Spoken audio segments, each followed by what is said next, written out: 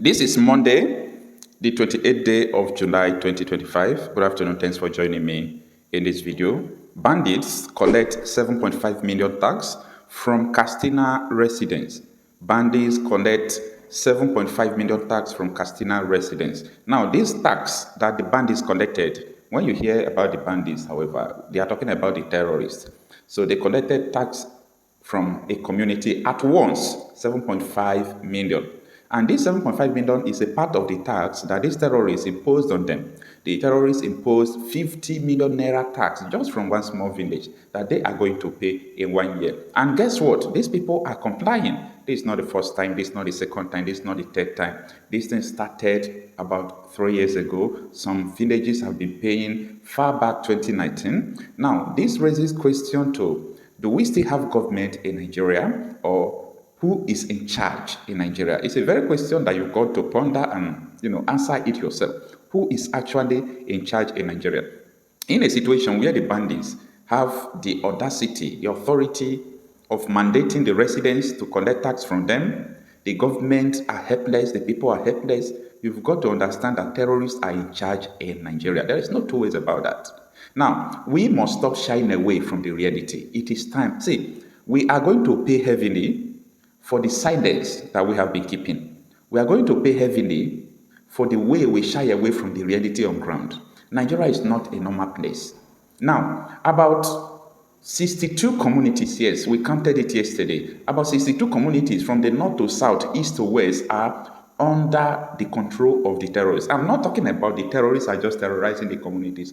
I am talking about the communities that the terrorists are in charge.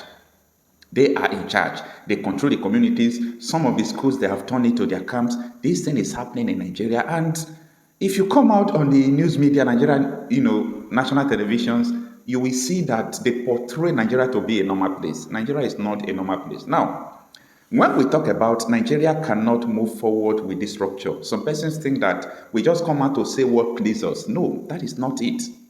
Nigeria cannot go forward, cannot prosper with this structure and this system. When we talk about the regional government separation of power, why Nigeria should separate into different structures, some people face to realize that the real people are dying while they are playing politics. Now, before I go forward, this man you are seeing on the screen is Dauda Lawal, the governor of Zamfara State. I want to tell you that this man is a very nice man. This is the kind of people that understands the problem of Nigeria. This is the kind of people that are not afraid to say the truth to power. This man has been trying his best to combat, terrorists and so on and so forth.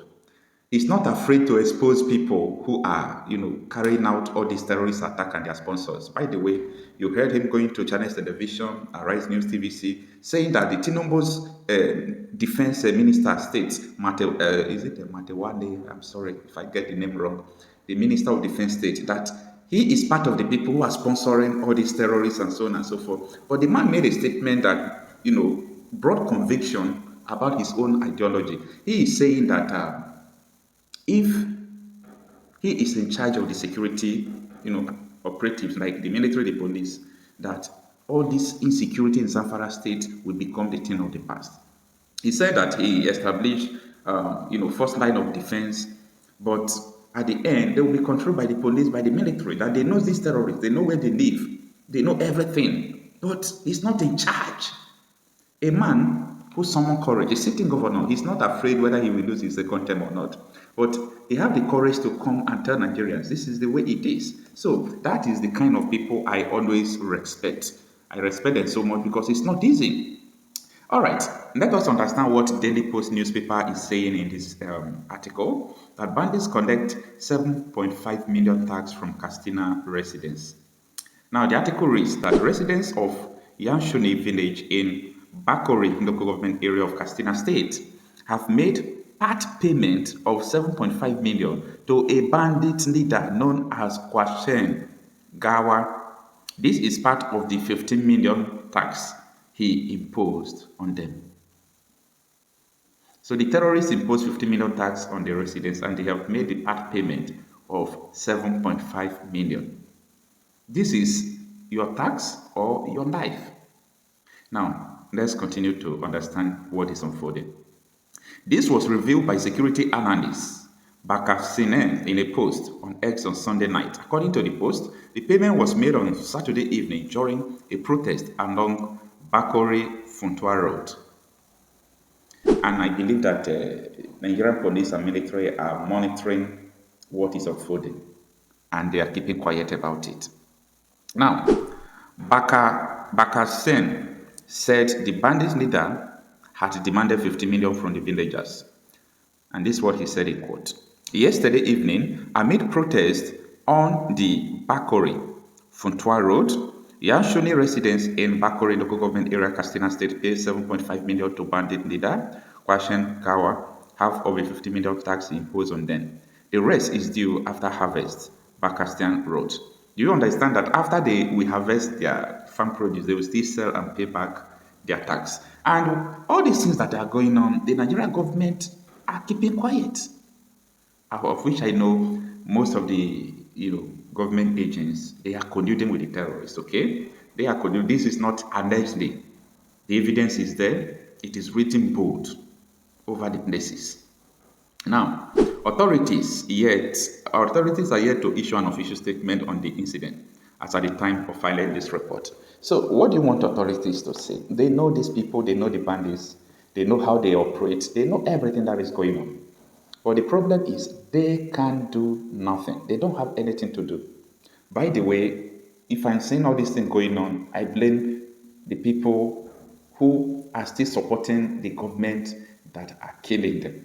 Because as far as I'm concerned, if the primary duty of every government is to protect the lives and property of the people, your government is the one killing you, and there is no two ways about it. So what are you going to do? To continue to support them, right? To continue to do what you like while the real people are dying. If you come out on the social media, what you see all over the places is 2027 election. People are preoccupied with it, forgetting about the death toll that is going on. Even forgetting to the hardest reality that you yourself, you are on the death row. Yes, you're on the death row in the sense that death could happen to you at any time. It is bad as that. Anyway. The whole approach to fighting insecurity and insurgency has to change. Up to now, there are still areas left for these people who are limited in the resources they have to fight. Anybody telling you that the insurgents are better equipped than the military is just deceiving you. They have only rifles. And those rifles, some of them have some, what do you call, RPGs. And some of them have AA anti-aircraft guns, which sometimes they use to overwhelm soldiers because of the reach or the distance such projectiles can reach.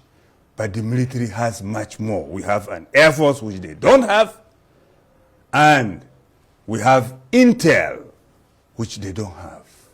Yes, there could be moles within the security forces, but those moles cannot give them the kind of intel our security forces has or have.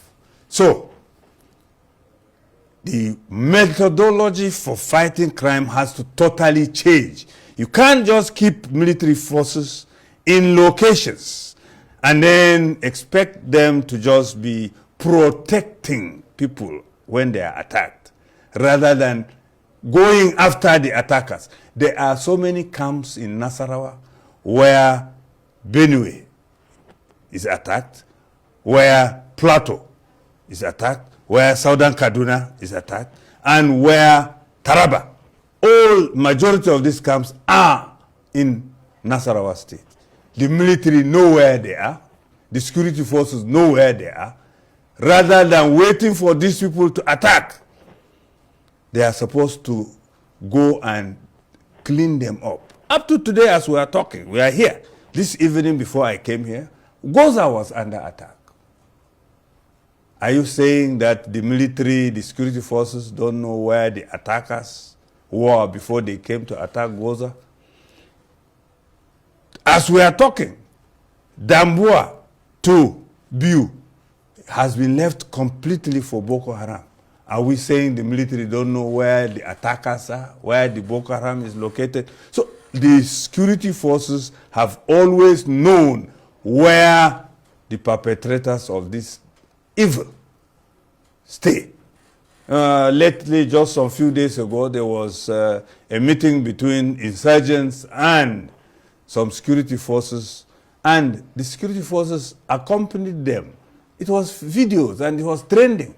So the issue in Nigeria is, I don't know if we have a system or a real government in place that has responsibility as defined by the Constitution. That is to say, governance is in place for security and welfare of the people.